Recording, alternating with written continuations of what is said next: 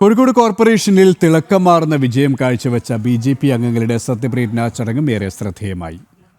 അയ്യപ്പന്റെയും ശ്രീമുരുകന്റെയും തളി മഹാദേവന്റെയും നാമത്തിലായിരുന്നു അംഗങ്ങൾ പ്രതിജ്ഞയെടുത്തത്.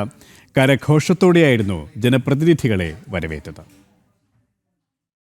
കോഴിക്കോട് കോർപ്പറേഷനിൽ പാറോപ്പടി വാർഡിൽ നിന്ന് വിജയിച്ച ഹരീഷ് പൊറ്റങ്ങാടിക്കായിരുന്നു ബി.ജെ.പി. അംഗങ്ങൾക്കിടയിൽ നിന്ന് ആദ്യ ഊഴം ലഭിച്ചത്. സത്യവാചകം സംസ്കൃതത്തിൽ. ഹരീഷ് പൊറ്റങ്ങാടി നാമകഃ ഈശ്വരനാംന സത്യപ്രതിജ്ഞാം കരോമി. UDF മേയർ സ്ഥാനാർത്ഥിയായിരുന്ന PM നിയാസിനെയാണ് ഹരീഷ് പരാജയപ്പെടുത്തിയത്. ബേപ്പൂരിൽ നിന്ന് വിജയിച്ച ഷിനു പിണ്ണാണത്താകട്ടെ പ്രതിജ്ഞയെടുത്തത് ശ്രീ പരമേശ്വരന്റെ നാമത്തിൽ. സർവശക്തനായ ശ്രീ പരമേശ്വരന്റെ നാമത്തിൽ സത്യപ്രതിജ്ഞ ചെയ്തു.